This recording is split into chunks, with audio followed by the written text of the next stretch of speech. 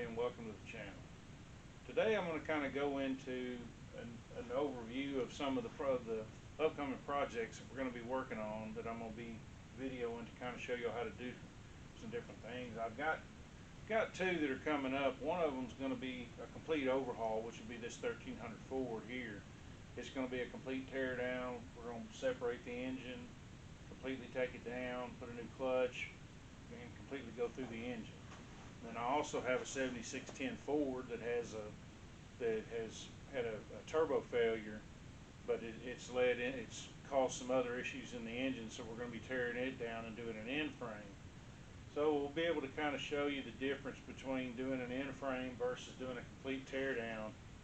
Give you an idea of what all is involved in the two of them, and then that way maybe it'll kind of help you make a better informed decision as to what you need to do with your own tractor when the time comes. This one here, I ran a camera in, it locked up. I ran a camera in and looked around in there, and the number one rod cap has come off. So we're going to be tearing it completely down and miking the crank and going through complete inspection on it to kind of see what all damage has been done, so we know what all needs to be done to put it back together right. And then, like I say, we'll also put we'll check the flywheel, make sure it's good, and we'll put a new clutch, pressure plate assembly and all in it, and put it all back together, and then get the loader and all back on it, and have this one up, back up in pretty good shape. The 7610, like I say, I'm figuring it's probably got some broke rings. I'm not going to know for sure, until we get it tore down. So it'll be a good insight for you, on investigating, an issue with one. So you kind of give you an idea of if your tractor starts making this sound or doing this or doing that, kind of give you an idea of what's going on. So I hope that it'll be educational for you, and I hope you get pick up some tips out of it. So we're going to get to work on them, and we'll see what all happens. This is the 7610 that I was talking about, and as you can see, it's slinging oil pretty good straight out of the exhaust and has a pretty good knock. I'm going to crank it up and just kind of let y'all hear it, where you can kind of see what's going on, what it actually is doing. You can see the smoke.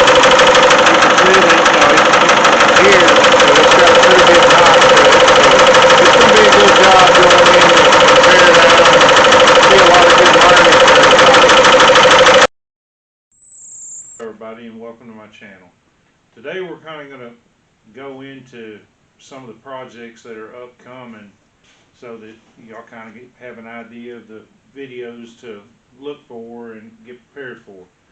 This is a 1300 Ford that has locked up, so we're going to be going into a complete tear down and rebuild. I've already went in with a camera and looked and found that the number one rod cap has come off, and I'll show y'all some of that in a later video.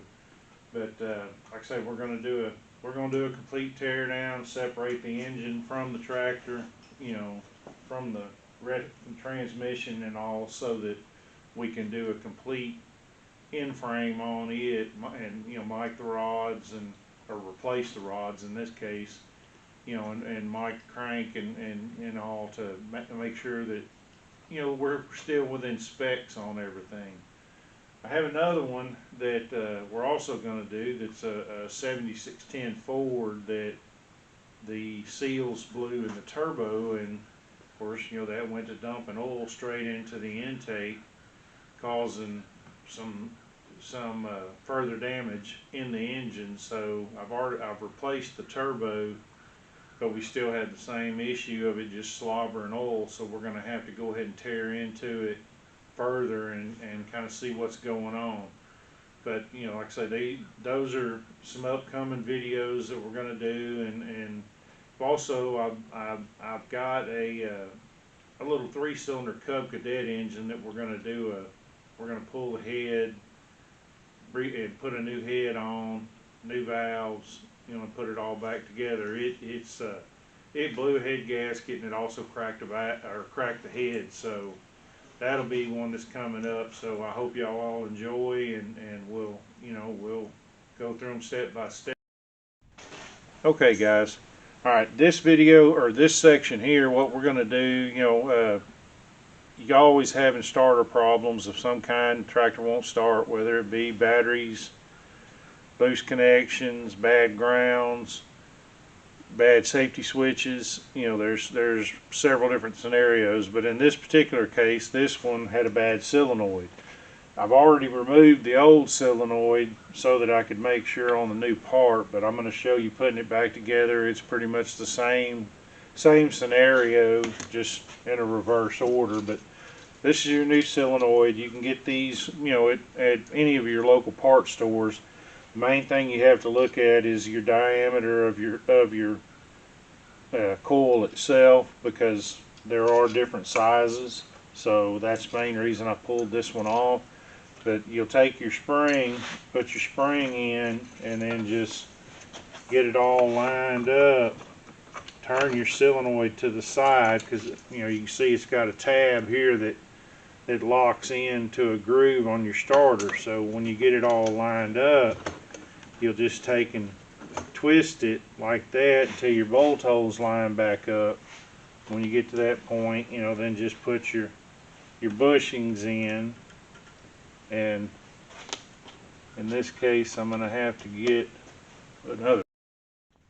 Okay, I'm going to show you the old solenoid. Of course, I took it apart to kind of be able to see. But you'll see on this copper plate here, you'll get spots that'll burn into it, and that's what causes it to either stick, and the starter want to stay engaged, or it'll get it to where it's not making a good connection every time that you go to try and when you hit the switch, because it has to come into contact with these plates here to complete the connection to make the starter engage. So I've got the new one set on here. We're going to take your little copper sleeve and slide it in place. Kind of push your shaft back. Get your bolt through, get it started back in. It's a pretty simple setup, but a lot of people will, their starter messes up and they immediately think, well, I've got to take it to a repair shop. This right here can save you some downtime as well as some money, because like I say, it's a simple thing to do. These solenoids are usually, you can get them on eBay, you can get them at your local parts stores, around $30. So it's not real expensive, but it is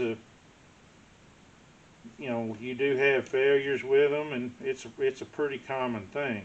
So it's good to know how to go in and change these things when the need arises.